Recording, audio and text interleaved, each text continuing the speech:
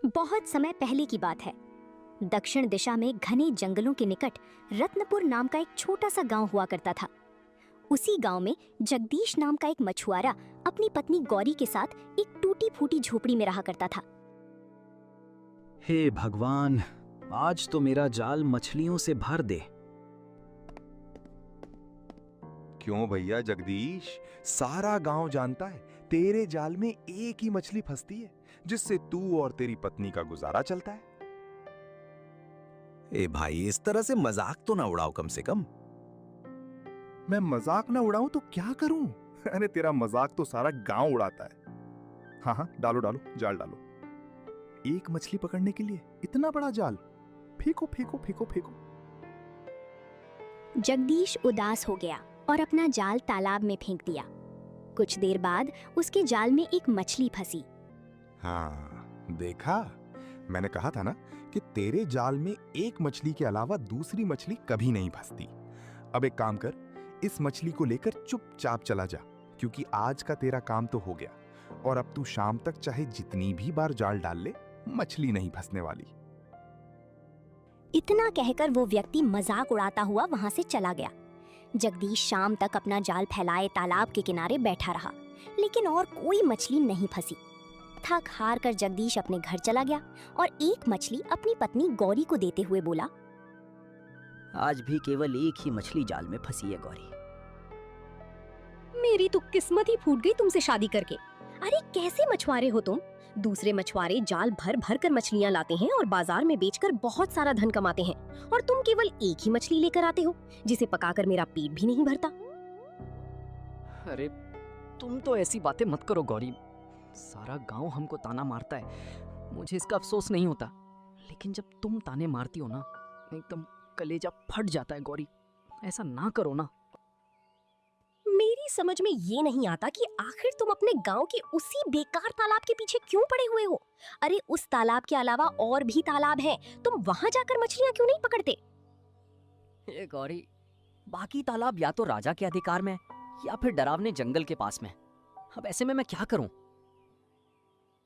मुझे इससे कोई मतलब नहीं। तुम कैसे भी करके ढेर सारी मछलियां पकड़ कर लेकर आओ, नहीं तो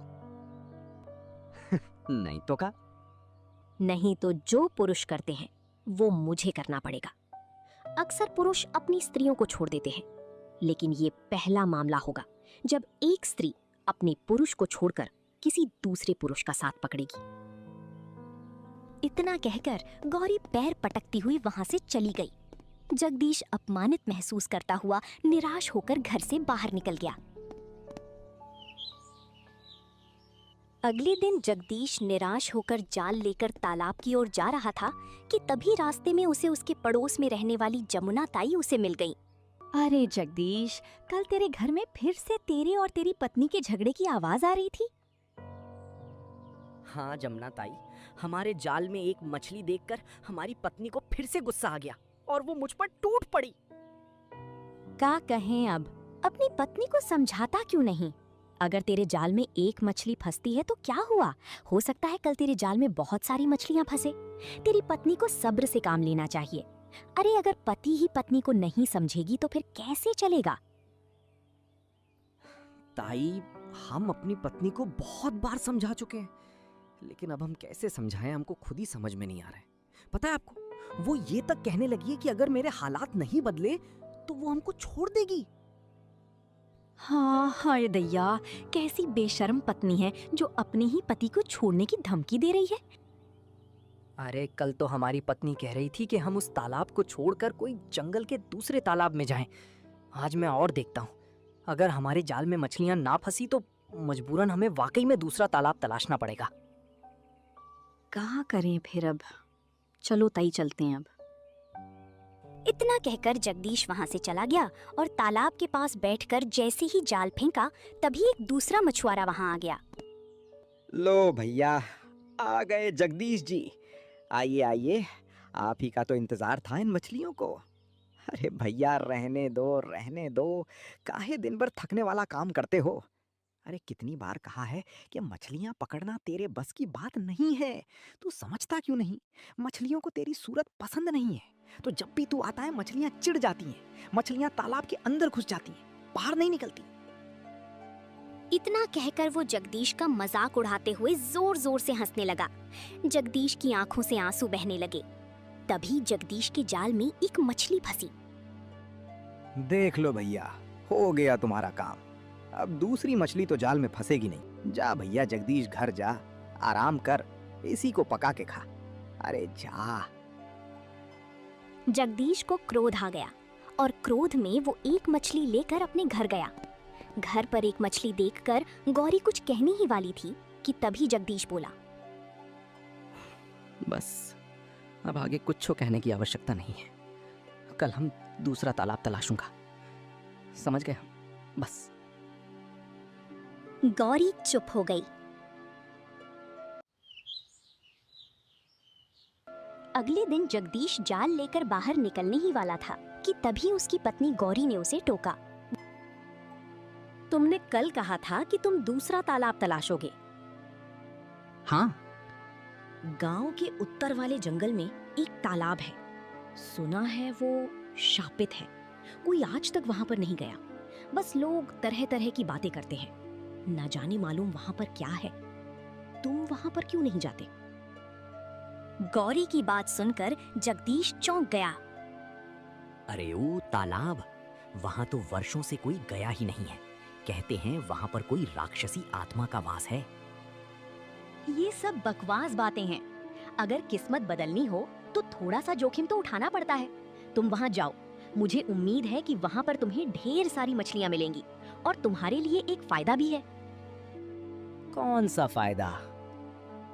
सोचो, अगर वहां पर ढेर सारी मछलियां हुई तो तुम उन मछलियों को बेचकर धन कमा सकते हो और कोई दूसरा मछुआरा डर की वजह से वहां नहीं जाएगा।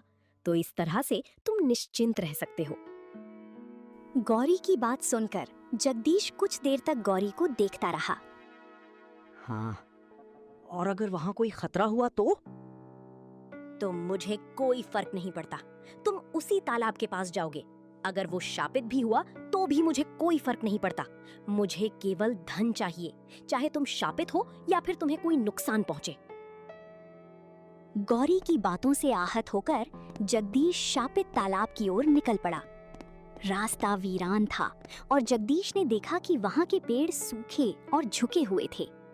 कुछ देर बाद जगदीश तालाब के पास पहुंचा। अब यहाँ तो बड़ा ही विचित्र सन्नाटा पसरा हुआ है। ऐसा लग रहा है जैसे मनुष्य तो बहुत दूर की बात है, वर्षों से यहाँ पर कोई जानवर तक नहीं भटका। इतना कहकर जगदीश तालाब की ओर देखने लगा और हिम्मत करके उसमें जाल डाल दिया। जगदीश को जाल डाले हुए कुछ ही देर हुई थी कि तभी एक चमचमाती हुई मछली जगदीश के जाल में फंस गई। जगदीश ने तुरंत उसे बाहर निकाला और दलिया में डाल दिया। दलिया में डालते ही मछली ने एक सोने का अंडा दे दिया। अरे वाह, इस तालाब के बारे में तो प्रसिद्ध था कि ये श्रापित है, लेकिन ये तालाब तो जादू ही निकला। चलो, मछली ने सोने का अंडा दिया, हमारा काम सफल हुआ। जगदीश तुरंत घर लौट आया और मछली को और सोने के अंडे को गौरी को दिखाते हुए बोला, अरे गौरी, बड़ी विचित्र बात है। उस तालाब में भी हमारे जाल में एक ही मछली फंसी, लेकिन जैसे ही मछली को हमने डलिया में डाला, उसने धप से सोने का अंडा दे दिया। गौरी उस अंडे को देखने लगी। उसकी आंखों में लालच की चमक आ गई और वो चहकते हुए बोली, ये तो बहुत अच्छी बात है। एक मछली जिसे हम खाकर पेट भर सकते हैं और एक सोने का अंडा मुफ्त। सोचो, अगर तुम रोज रोज वहां पर जाओगे तो हमारे पास सैकड़ों सोने के अंडे हो सकते हैं। हाँ, ठीक है। अगले दिन जगदीश फिर से वहां पर गया और फिर से एक मछली फंसी और उसने फिर से एक सोने का अंडा दिया। धीरे धीरे करके जगदीश वहां पर रोज जाने लगा। कुछ दिनों में जगदीश और गौरी के हालात बदलने लगे। जगदीश की पुरानी झोपड़ी की जगह अब एक पक्की हवेली बन गई। गांव में अब सब जगदीश को सम्मानित नजरों से देखने लगे। जगदीश की हवेली में अब नौकर चाकर सब कुछ मौजूद था। एक दिन जगदीश बाजार में खड़ा हुआ था कि तभी उसे जमुना ताई मिल गई। अरे जगदीश, अच्छा हुआ तू मुझे यहीं मिल गया, वरना मैं तेरी हवेली जा रही थी क्योंकि मैं जाना नहीं चाहती थी। अरे ऐसा काहे बोल रही हो ताई? चलना चाहिए। मैं आज भी वही जगदीश हूँ जो पहले एक साधारण मछुआरा हुआ करता था। मैं जानती हूँ जगदीश, तू नहीं बदला, लेकिन तूने अपनी पत्नी को देखा है? जब से धन आया है तब से वो बहुत ज्यादा घमंडी हो गई है। खैर छोड़, जब धन नहीं था वो तब भी सीधे मुंह बात नहीं किया करती थी। देख, मैं चाहती हूँ कि तू गरीबों की मदद किया कर। कल मैंने देखा कि एक भिखारी तेरे घर पर आया और तेरी पत्नी ने उसे अपमानित करके निकाल दिया। ये सुनकर जगदीश चौंक गया। अब ठीक है जमुना ताई, मैं अपनी पत्नी से आज ही इस सिलसिले में बात करूंगा। जमुना ताई वहां से चली गई और जगदीश कुछ देर बाद घर चला गया। गौरी, मैं तुमसे एक बहुत ही जरूरी बात करना चाहता हूँ। ये बात मेरे दिल में काफी समय से थी, आज तुम्हें बताना चाहता हूँ। कैसी बात? तुम इतने गंभीर क्यों दिखाई दे रहे हो? क्या कोई परेशानी है या फिर दिल में कोई राज छुपा रखा है? देखो गौरी, जमुना ताई बता रही थी कि कल एक भिखारी आया था जिसे तुमने अपमानित करके बाहर निकाल दिया। अरे ऐसा नहीं करता है कोई। तुम क्या अपनी गरीबी के दिन भूल गई हो क्या? हाँ, मुझे सब कुछ अच्छी तरह याद है, लेकिन शायद तुम ये बात भूल चुके हो कि जब तुम गरीब और बेबस हुआ करते थे तब इसी गांव के लोग तुम्हारा मजाक उड़ाते थे। हर चौपाल पर तुम्हारी हंसी उड़ाई जाती थी। कोई तुम्हें इज्जत की नजर से नहीं देखता था। तुम्हारे फटे कपड़ों और मजबूरी पर ताने कसे जाते थे। और आज वही लोग तुम्हारे सामने सिर झुकाकर खड़े हैं। इसलिए दूसरों को छोटा समझने से पहले अपना बीता हुआ वक्त याद कर लो। ओहो गौरी, हमको गांव वालों की कोई परवाह नहीं है। हमें उनके जैसा नहीं बनना है, समझो। अच्छा सुनो, मैं तुमसे ये कहना चाह रहा था कि देखो, अब हमारे पास धन मन की तो कोई कमी है नहीं, इसीलिए अब मैं चाहता हूँ कि मैं उस तालाब से मछलियाँ पकड़ना छोड़ दूँ और कोई बड़ा व्यापार शुरू कर दूँ। क्या कहती हो? ये सुनकर गौरी चौंक गई और गुस्से से जगदीश की ओर देखकर बोली, तुम्हारा दिमाग खिसक गया है। मेरा दिमाग नहीं खिसका है गौरी, बल्कि सच तो ये है कि तुम्हारे मन के अंदर लालच सवार हो गया है। मैं पिछले कई दिनों से तुम्हारे व्यवहार को ध्यान से देख रहा हूँ। जब से हमारे पास इतना सारा धन और दौलत आई है, तब से तुम्हारी चाहत कम होने के बजाय और बढ़ती जा रही है। पहले तुम छोटी छोटी खुशियों में संतोष कर लिया करती थी, लेकिन अब तुम्हारी नजर हर वक्त सिर्फ धन दौलत पर ही रहती है। ऐसा लगने लगा है जैसे तुम्हारे मन की शांति कहीं खो गई हो। धन इंसान की जरूरत पूरी कर सकता है, मगर लालच कभी खत्म नहीं करता। बकवास करना तुरंत बंद करो। मैं तुम्हारी एक भी झूठी बात पर विश्वास नहीं करने वाला। और ध्यान से सुन लो, तुम उस तालाब को कभी नहीं छोड़ोगे, चाहे कुछ भी हो जाए। मैं तुम्हें वहां से जाने नहीं दूंगा। इतनी आसानी से तुम अपने किए हुए वादे से पीछे नहीं हट सकते। अब फैसला तुम्हारी मर्जी से नहीं, मेरी शर्तों के अनुसार होगा। नहीं, मैं कल से उस तालाब पर नहीं जाऊंगा, मतलब नहीं जाऊंगा। अरे भाई, हमारे पास इतना धन है कि हम एक अच्छा व्यापार शुरू कर सकते हैं, जीवन भर कमाई कर सकते हैं, तो मछली पकड़ने क्यों जाऊं? गौरी जगदीश की ओर गौर से देखने लगी। वो समझ गई कि जगदीश अपना फैसला कर चुका है, लेकिन गौरी के अंदर का लालच बहुत बढ़ चुका था। थक हार कर गौरी जगदीश से बोली, ठीक है, जैसी तुम्हारी मर्जी। अगर तुम्हें यही सही लगता है तो मुझे उससे कोई आपत्ति नहीं। मैं तुम्हारी बात मानने के लिए तैयार हूँ, लेकिन उसके बदले तुम्हें भी मेरी एक बात माननी होगी। बिना मेरी शर्त सुने कोई फैसला मत लेना, क्योंकि आगे जो होगा वो हम दोनों की जिंदगी बदल सकता है। कौन सा कहना है तुम्हारा? आखिर तुम मुझसे क्या मनवाना चाहते हो? सीधे सीधे बताओ, बात को घुमाने की कोशिश मत करो। मैं ध्यान से सुन रहा हूं, अब अपनी शर्त साफ शब्दों में कहो। सोचो, अगर हर दिन एक मछली से एक अंडा मिलता है तो क्यों ना सारी मछलियां एक साथ निकाल ली जाए। सोचो, हमें सारे अंडे एक साथ मिल जाएंगे। ये सुनकर जगदीश चौंक गया। तुम पागल वागल हो गई हो क्या गौरी? तुम आखिर इतनी बड़ी बात को हल्के में कैसे ले सकती हो? वो कोई साधारण तालाब नहीं है, ये बात तुम भी अच्छी तरह जानती हो। उस जगह के आसपास एक अजीब सा रहस्य छिपा हुआ है। जब भी मैं उस तालाब के पास जाता हूँ, मन बेचैन होने लगता है। मुझे साफ महसूस होता है कि वहाँ कोई अनदेखी शक्ति मौजूद है, और अगर हमने उसकी मर्यादा तोड़ने की कोशिश की तो उसका परिणाम बहुत भयानक और विनाशकारी हो सकता है। समझी तुम? इसलिए अब उस तालाब के बारे में दोबारा मत सोचना। ये क्या? जब तुम गरीब थे तब तुम बहादुर थे, धनवान बनने के बाद तुम डरपोक कब से हो गए? देखो, तुम वैसे भी अब उस तालाब में जाने से मना कर रहे हो। तुम एक आखिरी काम तो कर ही सकते हो। अगर तुमने ऐसा नहीं किया तो मैं छत से कूद जाऊंगी, और तुम जानते हो कि मैं कितनी जिद्दी हूँ। ये सुनकर जगदीश चौंक गया। और जिद्दी नहीं, बल्कि लालची हो, लालची। ठीक है, हम तुमसे प्रेम करते हैं गौरी, और इसी प्रेम की खातिर हमने तुम्हारी हर जिद मानी है, तो ये भी मानेंगे। ठीक।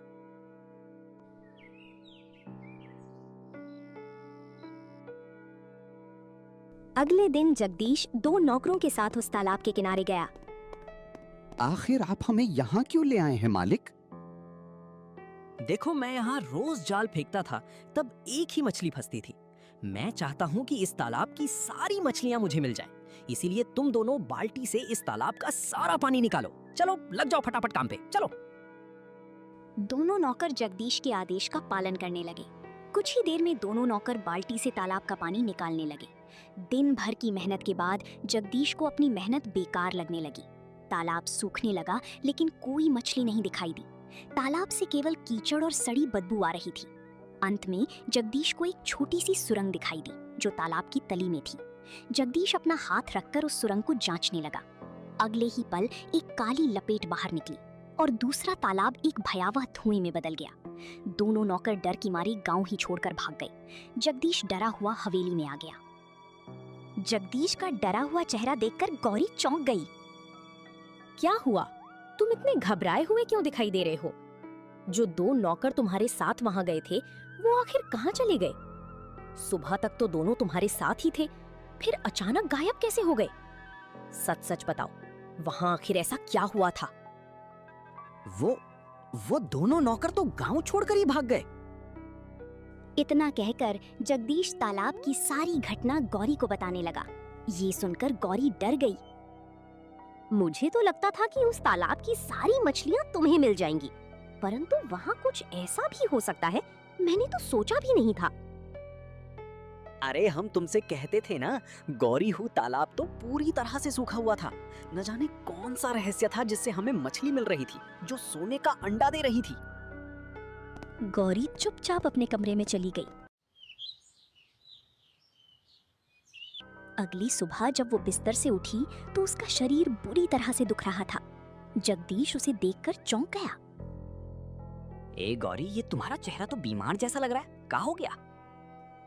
मेरे पूरे शरीर में बहुत तेज दर्द हो रहा है। ऐसा लग रहा है जैसे शरीर का एक एक हिस्सा टूट चुका हो। मुझ में ठीक से खड़े रहने की ताकत भी नहीं बची है। जगदीश तुरंत एक वैद्य को बुला लाया। वैद्य ने गौरी को देखा और जगदीश से कहा, हाँ, तुम्हारी पत्नी को तो बड़ी ही विचित्र बीमारी हो गई है। इसका इलाज बहुत महंगा है। इसका उपचार केवल दुर्लभ जड़ी बूटियों द्वारा ही हो सकता है, और वो बहुत महंगी मिलती हैं। अरे, इसमें घबराने वाली कोई बात नहीं है वैद्य जी। चाहे कैसी भी मुश्किल क्यों ना आ जाए, मैं हार मानने वालों में से नहीं हूँ। मैं अपनी पत्नी को हर हाल में ठीक करके ही रहूंगा। उसकी जिंदगी बचाने के लिए जरूरत पड़ी तो मैं सब कुछ दांव पर लगा दूंगा। उसी दिन से जगदीश अपनी पत्नी के इलाज में जी जान से जुट गया। जड़ी बूटियां बहुत महंगी होने की वजह से धीरे धीरे जगदीश का सारा धन समाप्त हो गया। एक दिन जगदीश वैद्य से बोला, हमारे पास जितना भी धन और जमा पूंजी थी, वो सब खत्म हो गया वैद्य जी। इलाज करवाते करवाते अब घर में कुछ भी बाकी नहीं बचा है। हर तरफ से उम्मीदें टूटती हुई नजर आ रही हैं, लेकिन फिर भी मैं अपनी पत्नी को बचाने की कोशिश नहीं छोड़ूंगा। देखो, तुम्हारी पत्नी का कुछ दिन का इलाज और बाकी है। अगर वो नहीं हुआ तो बीमारी फिर से वहीं आ जाएगी जहां से मैंने इलाज शुरू किया था। तुम्हें किसी भी तरह से धन जुटाना होगा, नहीं तो तुम्हारी पत्नी बच नहीं पाएगी। समझ गए? जगदीश निराश होकर वहां से चला गया और अपनी पत्नी गौरी को सारी बात बताते हुए बोला, लगता है कि हमें ये हवेली बेचनी पड़ेगी गौरी। गौरी की आंखों में आंसू आ गए। उसके बाद जगदीश हवेली बेच देता है और वो एक झोपड़ी में अपनी पत्नी गौरी के साथ रहने लगता है। कुछ दिनों के इलाज के बाद गौरी पूरी तरह से स्वस्थ हो जाती है, लेकिन उनके पास सब कुछ समाप्त हो चुका होता है। जगदीश फिर से गांव के तालाब में मछली पकड़ने जाता है। तभी वहां बैठा एक मछुआरा जगदीश का मजाक उड़ाते हुए बोला, अरे जगदीश भैया, जहां से चले थे वहीं आ गए। सारा शहर घूमकर लौट के बुद्धू घर को आए। क्यों भैया जगदीश, तेरे पास जो भी धन था वो सब खत्म हो गया, अब क्या करेगा? जगदीश कुछ नहीं कहता और जैसे ही तालाब में जाल डालता है तो केवल एक ही मछली फंसती है। वो मछली लेकर झोपड़ी में आ जाता है। केवल एक ही मछली मिली? ये सुनकर गौरी रोने लगती है। सब कुछ मेरी वजह से हुआ। अगर मैं ज्यादा लालच नहीं करती तो कुछ नहीं होता। मुझे लगता है कि तालाब को खाली करने की वजह से ही मुझे ये श्राप लगा और मैं बीमार हो गई और सारा धन खत्म हो गया। आज मैं समझ गई हूँ कि लालच वास्तव में बहुत बुरी बला है। अरे बस बस बस बस, रो मत गौरी। सुबह का भूला अगर शाम को वापस आ जाए तो उसे भूला नहीं कहते। तुम्हें अपनी भूल का एहसास हो गया, हमारे लिए यही बहुत है। तुम्हें ये समझ में आ गया ना कि लालच बुरी बला है, बस यही काफी है। अरे हम हैं ना। कुछ देर रोने के बाद गौरी बोली, क्या तुम मुझे उस तालाब के किनारे ले चलोगे? मैं एक बार अपनी आंखों से उस जगह को देखना चाहता हूँ। अरे ऐसा क्यों बोल रही हो तुम? तुम्हारी बातें सुनकर मेरा मन घबराने लगा है। अचानक तुम्हारे शब्दों में इतनी निराशा क्यों दिखाई दे रही है? जो भी बात है साफ साफ बताओ और मेरे मन का डर खत्म करो। मैं उस तालाब के सामने खड़े होकर उससे क्षमा मांगना चाहती हूँ। जगदीश तैयार हो गया।